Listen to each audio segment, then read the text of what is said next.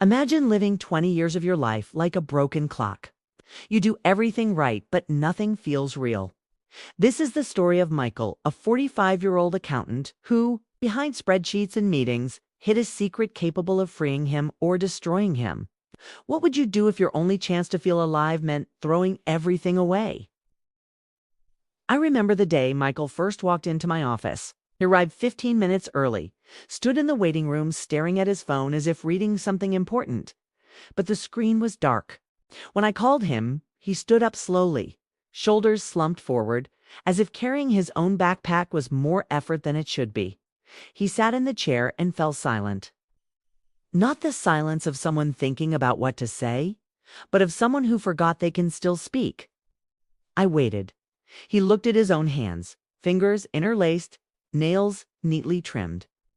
Hands of someone who works with papers, with numbers, with things that leave no visible marks. "I feel like a broken clock," he finally said, his voice low and flat. "A broken clock that still tries to tell time.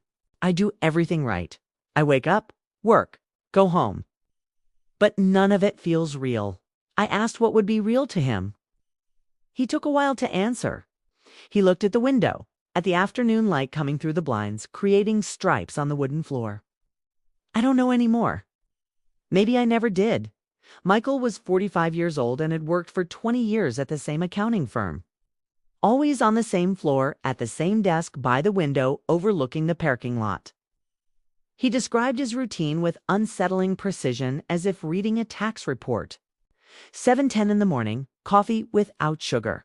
7:40, team meeting. 12:15, turkey sandwich in the break room. 5:30, empty parking lot. Car starting the same route as always. "And after work?" I asked. "After that, I go home, have dinner, watch TV, sleep. Always." He hesitated. It was a small hesitation, almost imperceptible, but it was there. His fingers moved, drumming lightly on the armrest. An involuntary rhythmic gesture. Almost always. I didn't insist. Not yet, but I mentally noted that that drumming of fingers. There was something there hidden beneath 20 years of spreadsheets and tax meetings. Something he wasn't ready to tell me. The following sessions were similar. Michael would arrive, sit, talk about work with a strange detachment, as if describing someone else's life. He mentioned colleagues without ever saying their names, called them all they or the people. He talked about pressure, deadlines, the feeling of always chasing something that never came. "Do you have friends?" I asked in one session. "I do. Some. When was the last time you went out with them?" Michael looked at the ceiling, calculating. "Oh no, 2 months, maybe 3. "And what do you do when you go out? Bar, beer, talk about football or work? It's the same things as always." He said this without any emotion, as if describing his social life was just another item on a to-do list. But when I asked what he would like to do, what really made him happy, he fell silent again. A long, heavy silence. "I don't know," he finally said. "It's been so long since I thought about it that I do uneven know if there's anything anymore." I realized in that moment that Michael wasn't just unhappy, he was numb.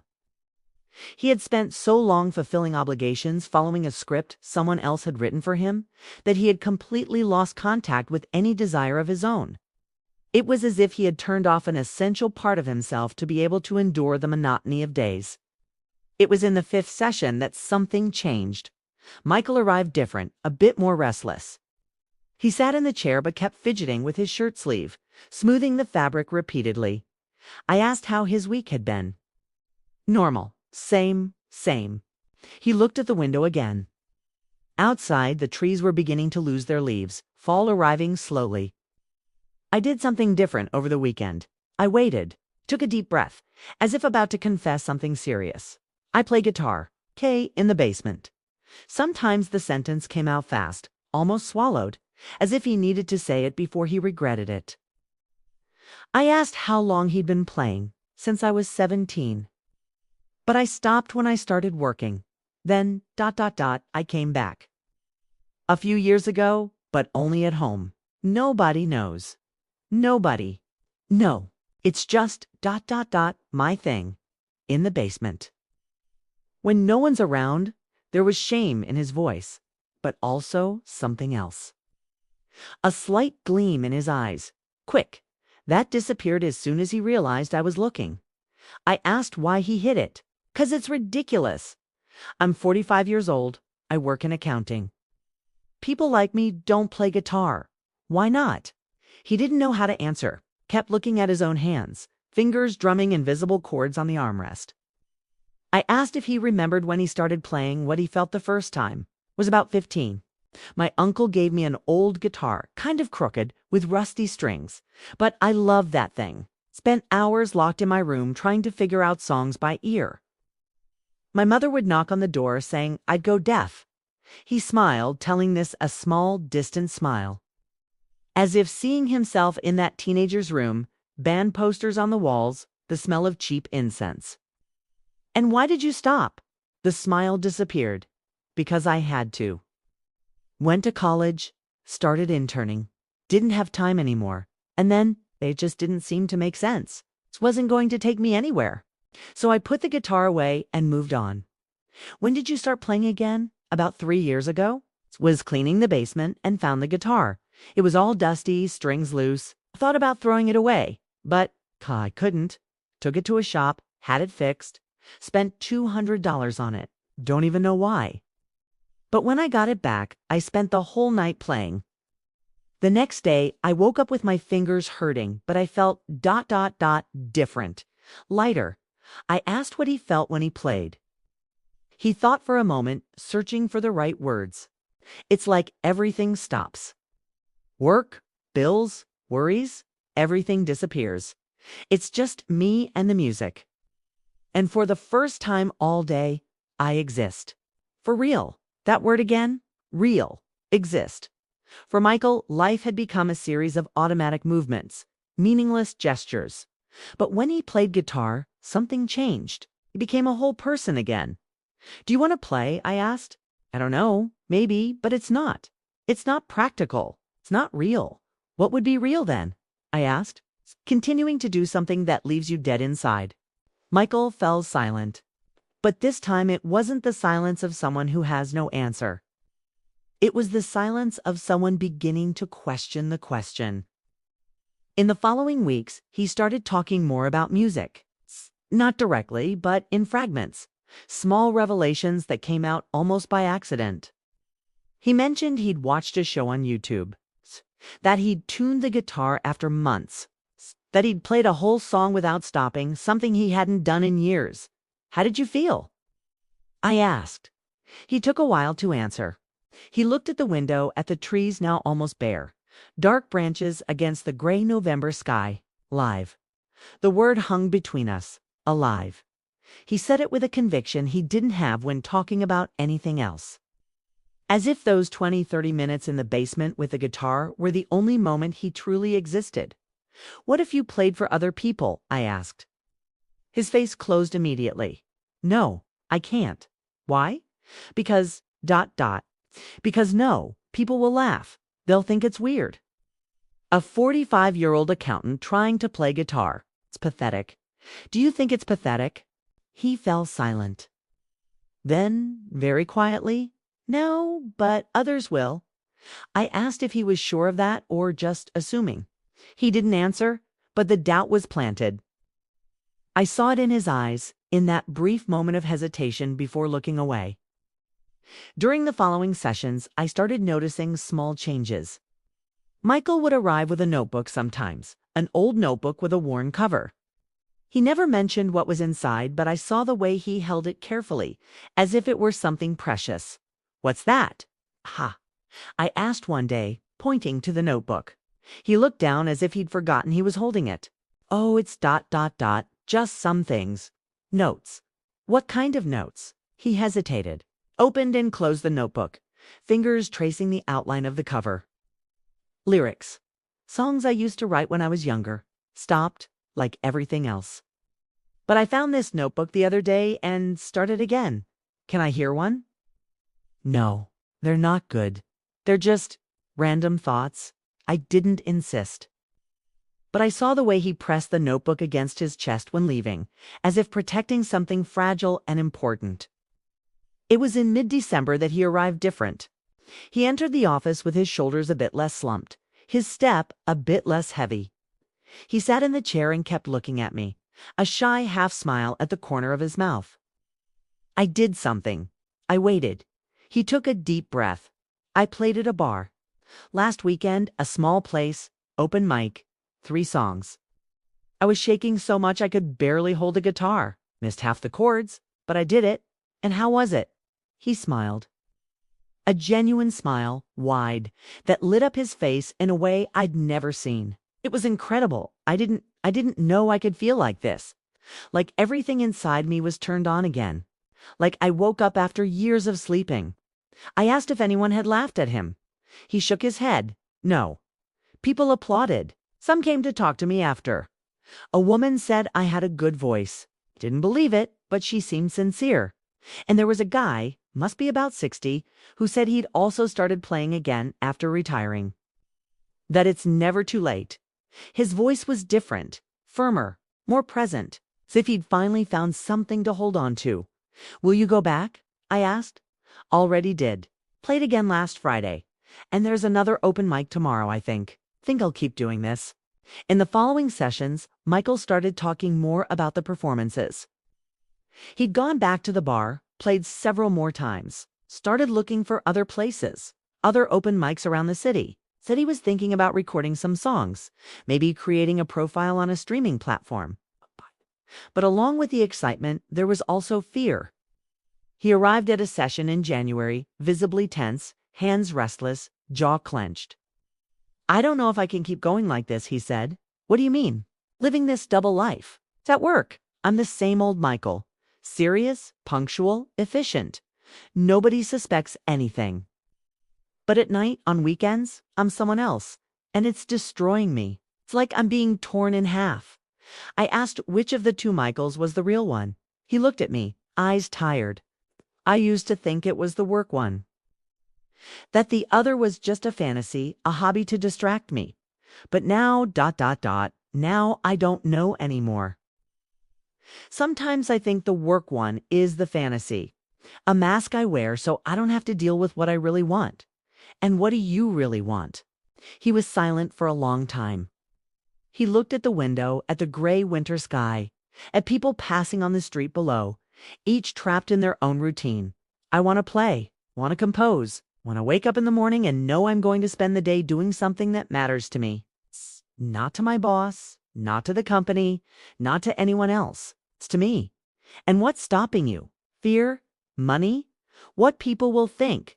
What I'll think of myself if I fail. I asked what would be worse, trying and failing, or never trying and spending the rest of his life wondering what could have been. He didn't answer, but I saw the answer in his eyes.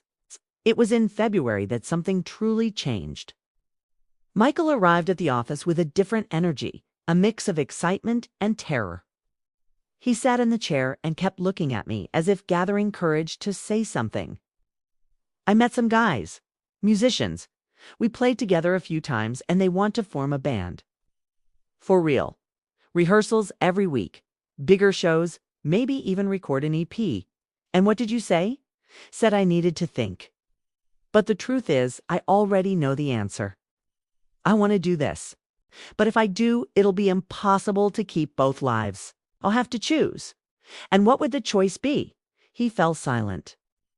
He looked at his hands, fingers already calloused from playing so much. I'm 45 years old. It's 20 years at the same company. A stable salary, benefits, guaranteed retirement. Throwing all that away to play in bars, and maybe, if I'm very lucky, manage to pay the bills at the end of the month. It's crazy. Any sensible person would tell me that. But I can't take it anymore. I wake up every day with a tightness in my chest. I drive to work thinking how good it would be if the car just broke down and I had an excuse not to go.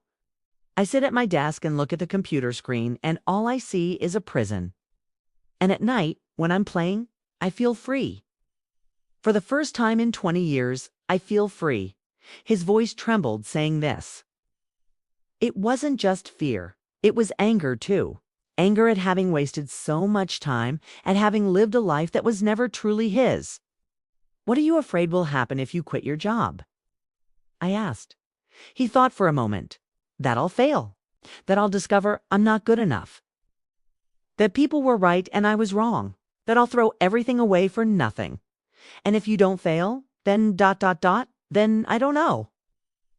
I never let myself imagine that. I suggested he imagine it.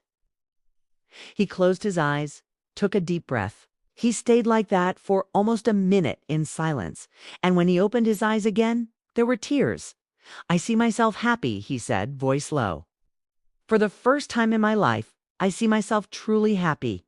The next months were of internal struggle. Michael oscillated between excitement and panic.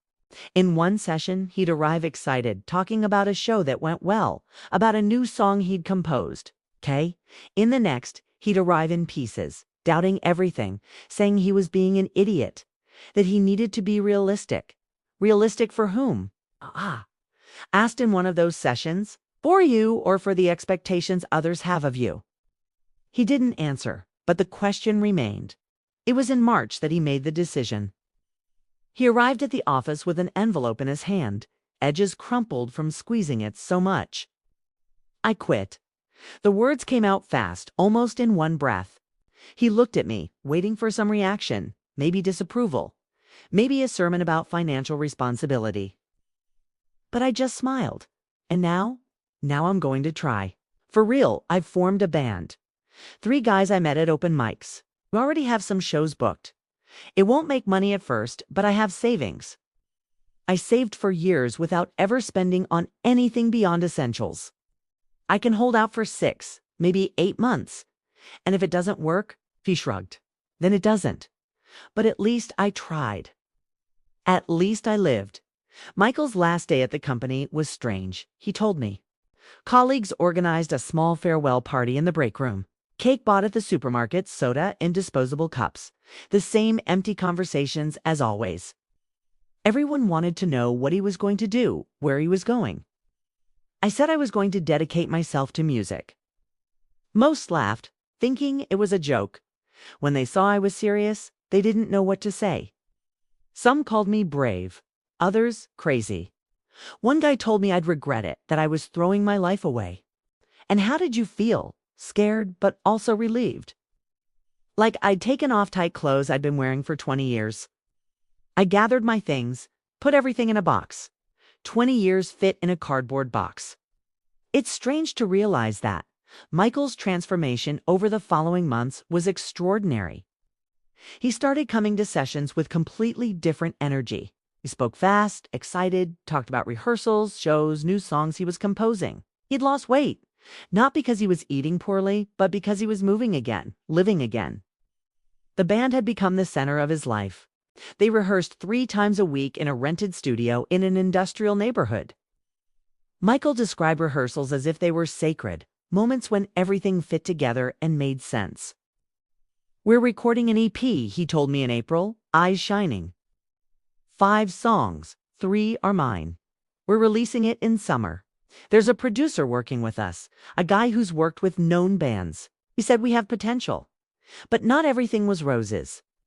Michael also talked about difficulties, the reality of trying to survive as a musician. Shows paid little or nothing. Financial reserves were diminishing faster than he'd planned. He'd started giving guitar lessons to supplement income, but still barely covered expenses. "Sometimes I wake up in the middle of the night and panic," he admitted, thinking if I did the right thing. I shouldn't have stayed at the job, played only on weekends, kept the security. But then I remember how I felt at that desk, in that office, and I know I couldn't continue.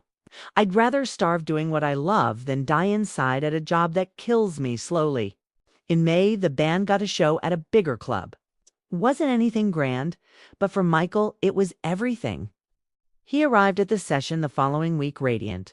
It was incredible. There were about 100 people. Most didn't even know us, came for the headliner. But at the end, some came to talk to us. A guy bought a t-shirt. A woman asked to take a photo. It's little, I know, but it means we're reaching someone. I asked how he felt on stage. He thought for a moment, searching for the right words. It's like everything that was stuck inside me for years can finally come out. Every note, every word is a piece of me I was hiding. And when I see people reacting, singing along, nodding their heads, I know I'm not alone, that other people also feel what I feel. It was in June that he invited me to a show. It's at a bigger place this time, he said, almost shy. It's a small theater, but it's a step. I'd like you to come, if you can. I went. I arrived half an hour early, sat in one of the seats in the back. The theater had about 200 seats, all occupied. I looked around, saw people of all ages, some alone, others in groups, all there waiting for the music to start. The band took the stage, and Michael was in the center, guitar in hand, eyes shining under the lights. He wore a simple black t-shirt, jeans, old boots, nothing extravagant. But there was something in him, a presence, a confidence that didn't exist a year ago. They started playing. The music was good, raw and honest, with lyrics about new beginnings, about having courage to be who you really are, about not giving up even when everything seems impossible. Michael sang with an intensity I'd never seen, each note carrying everything he'd kept for years. Between songs, he talked to the audience naturally, without script. He told stories about the compositions, about what had inspired him, made jokes about being the oldest member of the band, about having quit a stable job at 45 to play rock. People laughed, identified. At the end of the performance, he thanked the audience and said something that stayed with me. A year ago, I was dead. Alive, but dead. I spent my days fulfilling obligations, pretending everything was fine. But inside, I felt nothing. And someone helped me wake up, to understand that it's never too late to start over, that we always have a choice. So this last song is for her, wherever she is. He looked to the back of the theater where I was sitting and smiled. Then he started playing. It was a song about a clock that had stopped working and suddenly started telling time again. It's about waking from a 20-year sleep and discovering there's still time to live. Simple, but devastating. When it ended, I sat in the silence that followed. Stage lights still on, audience applauding, standing. There were tears in my eyes, but they weren't from sadness. They were from something different, something like hope. He came to find me after the show, still sweaty, guitar on his back. We talked for a few minutes about the performance, about the band's plans, about how he was feeling. "Thank you," he said before leaving, "for not letting me give up, for helping me remember I had a choice." I said he didn't need to thank me, that the work had been his. But he shook his head. "You helped me see what I was doing to myself, to understand that I deserved more than a half-lived life, and that, ... That changed everything." After he left, I stood on the sidewalk in front of the theater, watching people leave, talking excitedly about the show. Some still hummed the songs. A couple discussed which had been the best. Two friends laughed about something that happened during the performance. And I thought about how many people are living like Michael was a year ago, trapped in lives they didn't choose, doing things that don't matter, waiting for permission that will never come. How many people wake up every day with a tightness in their chest, but continue because that's what's expected of them, because it's safe, because it's right. Michael didn't wait. He chose. And that choice, however frightening, saved him. I drove home that night thinking about myself, about my own stored dreams, about things I always wanted to do but never had the courage. I'd entered psychology because I wanted to help people, but at some point over the years, I'd settled. I saw the same types of cases, used the same approaches, avoided leaving my comfort zone. But Michael had shown me something else. He'd shown me that courage isn't the absence of fear, but the decision to act despite it. That it's never too late to start over, to choose a life that makes sense. That sometimes the most sensible thing to do is precisely what seems craziest. In the months that followed, I continued following Michael's progress. He didn't get rich. He didn't become a star. But he was living truly, for the first time in decades. The band started gaining followers, shows became more frequent, opportunities started appearing. It wasn't easy, but it was his, and me. I started making changes too, small ones at first, then bigger. I accepted cases I'd normally refuse, experimented with new therapeutic approaches, went back to studying, challenging myself, growing. I realized I'd become as comfortable as the patients I saw, as stuck in a routine as they were. Michael had entered my office looking for help, but in the end, he'd helped me as much as I'd helped him. He'd reminded me that life isn't an obligation to be fulfilled, but an experience to be lived. That we always have a choice, even when it seems we don't. That it's never too late to be who we really are. A year after that first day, Michael came for what would be our last session. He didn't need therapy anymore, not in that way. He'd found his path, his voice, his life. He sat in the chair, the same one he'd sat in countless times, and smiled. "I don't know how to thank you," he said. "You saved me." I shook my head. "You saved yourself. I just reminded you that you could." He laughed. "Maybe, but without you, I'd still be at that desk, counting days until retirement, wondering if this was it. So, thank you. Really." After he left, I sat alone in the office, looking at the empty chair. And I knew that this moment, this transformation I'd witnessed, was why I'd chosen this profession. Not to give answers, but to help people find their own questions. Not to fix lives, but to remind people they have the power to rewrite them. Michael had arrived dead inside, a broken clock trying to tell time, and he'd left alive, vibrant, whole. Not because he'd found all the answers, but because he'd had the courage to ask the right question.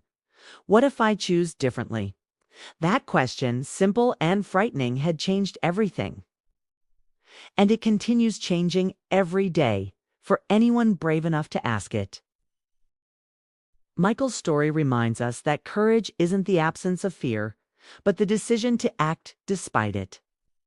If this journey resonated with you, leave your like and share in the comments.